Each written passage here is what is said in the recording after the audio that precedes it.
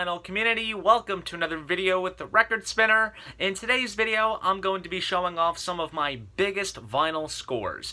Now, when it comes to the term vinyl score, it could be interpreted in a couple different ways. It could simply mean obtaining a very early pressing of a record that goes for a bit of a high price tag, or simply spending a fraction of the cost on average that a record goes for. For this video, I'm going to be focusing on the price side of things. The records that I'm going to show in this video, I spent a very small fraction of the average cost, and I guess you can say that this video is a bit of an example to show that if both your luck and your buyer's instincts are high, and you play your cards right, you can save yourself money than paying the full price of whatever records that you want go for. So with all that said, let's jump into what this video is all about. So the first record that I'm going to show is, I would say, takes the gold in terms of the biggest score. Now, this record isn't one that I hold with, sentimental regards. It's just something that I never thought would ever happen to me in my time record collecting. And that is this album right here. This is Dream Theater's Once in a Lifetime. A little bit of a backstory behind it. This is a live album from the band's Touring into Infinity tour from 97-98. This is a 4 LP set that was done by the label Music on Vinyl. They're a very good company based in Europe, and they put out very good product. And I was aware that they did this, but on average, this right here is like I said, is a 4 LP set, and it goes for, I would say, around between $35 to $40 on average. It's just a simple gatefold sleeve and 2 records on each side of the gatefold, so it's not very deluxe packaging, but it's not bad considering what you get. Now, I was scrolling on eBay, and I don't really shop for vinyl on eBay, but I was just kind of having a look around and seeing what they had, and I came across this. Now, right off the bat, there was a seller on eBay that was selling this for $15. So I thought, hey, 4 LP set for $15, why not? So I received it in the mail, and I noticed something very interesting. On the back side, I don't know if you can make it out, sorry for the glare, it is indeed a numbered copy. If you can look in between where the Music on Vinyl logo is and the EW logo, it's numbered. And that can mean only one thing. There's certain releases on the Music on Vinyl label where what they'll do is, aside from a standard black vinyl press that is widely available, they'll do a very limited run of it on colored vinyl, and it goes for a bit of a higher value than the standard black. So, of course, with this being numbered, I knew that I was in for quite the treat, because I then found out, once I opened up the record, that the 4 LPs were pressed on this very lovely sky blue marbled vinyl. And I paid $15 for this. And I didn't even know that this was the limited edition version. It said nowhere on the listing on eBay that this was limited or colored vinyl or anything. I just simply thought that I was getting, a regular black vinyl press for a very low price, which I would have been happy with. But, like I said, if your luck is high and you just kind of have a good feeling about it, then perhaps it is just way too good to be true, and things like that can happen. So that's something that I always, look at as one of the coolest moments in terms of my time vinyl collecting. Just obtaining something this valuable for a very low price. The next one is another one that I would say is tied with the Dream Theater record in terms of the biggest kind of vinyl score. And that right there is the Led Zeppelin complete BBC sessions. Now, I did have my eye on the vinyl version of this. On average, I think it went for like $80, $90, $100, depending. The prices kind of fluctuate from time to time. So, obviously I was aware of it, and I put it on my Amazon list to see maybe if one day I'll get it for a birthday, Christmas, whatever. And I think it was Christmas 2017. I was working at FYE at the time, and we actually got this around in time, just in time for the holidays. And I was like, oh wow, cool, awesome, it's pretty cool that we had it. But I think it was like regularly priced like $200, whatever, but it was marked on sale. So I was like, all right, well, that's cool. Well, the day after Christmas, a large selection of our vinyl inventory went down to a red hot deal. And I believe I've mentioned this on the channel before, but a red hot deal was pretty much the clearance vinyl stuff. And whatever promo was going on at the time, you would get that, promo off. So, and of course, all the records were also sale priced as well, and it was 50% off the sale price. So this was marked on sale for $120. 50% off it, $60. And then I had a coupon voucher and such, so I got an additional 10% off that. Got this for roughly $55. Now, this is not the standard 5 LP only set. This right here is indeed the Super Deluxe Edition. Now, the Super Deluxe Edition of the BBC stuff comes with 5 LPs. You get a booklet, a lithograph, high-res downloads, and 3 CDs of the audio content. So to think that I got all that for that astonishingly low price is absolutely worth it. And it's kind of funny too, because I almost questioned buying this because I already did buy the 3 CDs set that had first come out, and I think it was in September of 2016 when they first reissued this. But I thought, for just the vinyl alone and the booklet, which is filled with all kinds of information on the sessions and photos of the studios and the BBC stuff, absolutely worth it. I kind of asked myself, why did I question it? Because this stands as a grail of sorts in my vinyl collection, considering what I got it for. So, really, really awesome stuff. And this next record that I'm going to show kind of falls in the same vein as the Led Zeppelin box.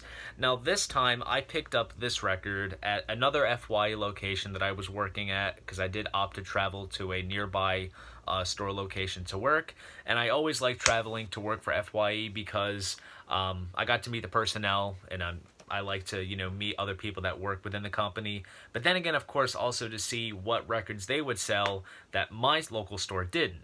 So I saw this. It was kind of like sitting on a shelf, and it caught my eye immediately because it was one that I was aware of, but it wasn't one that I was really like feeling the urge to buy.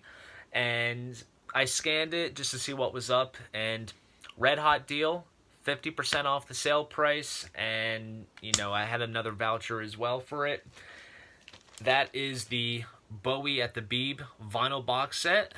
This, of course, features all of the stuff that Bowie did at the BBC between 68 to 72.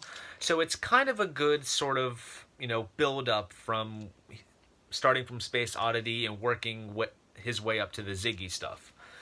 And this wasn't even sale priced. I had to scan this for myself to see what was going on with it. And I can't remember what it was sale priced at, but I ended up buying this vinyl box set for $35. 4 LP set. I mean, this is one that I don't see a price drop on regular. So just the fact that I got it for that extremely low price was absolutely worth it, and I was so glad to add it to my ever-growing collection.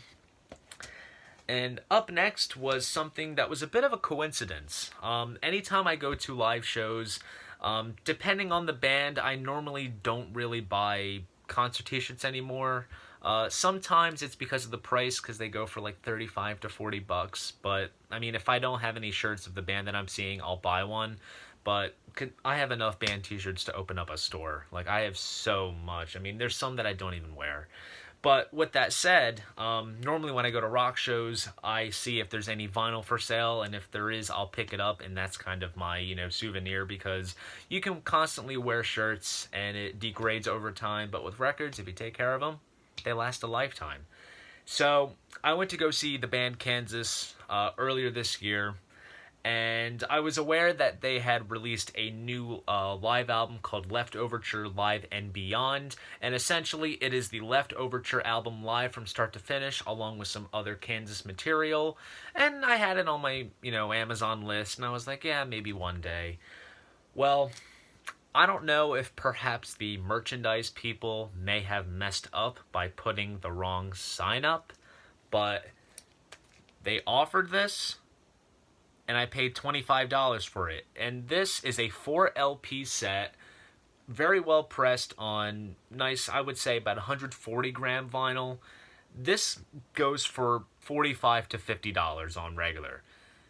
25 bucks, instantly had to have it. So happy that I was able to walk out of the show with this lovely vinyl box in my hands.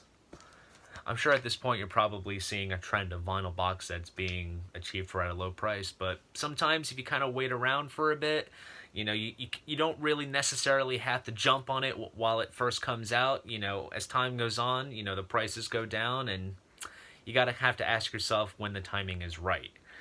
So the next couple records kind of break out of the box set range, and these are some of the more, you know, deluxe records. And I've shown this on the channel before, but this is the Mobile Fidelity Sound Lab pressing of Weezer's Green album. Now, MoFi pressings go for a high price tag in general wherever you go. Mastered at half speed, pressed on 180 gram vinyl with a nice heavy duty cardstock sleeve.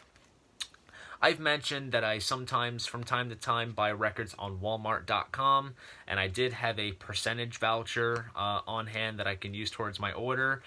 And what I come to find out is, if a record drops in price on Amazon, if Walmart.com offers it on their website, they'll drop it as well. And if you opt to have it shipped to your local store location, it essentially price matches with Amazon's prices. So that's pretty cool. So I think this was like, it was listed at around maybe $21. And so with the discount on, you know, with having it shipped to a local store and having a 10% off coupon, I got this record for $18. That is 50% less than what a MoFi pressing normally goes for. And this sounds absolutely phenomenal.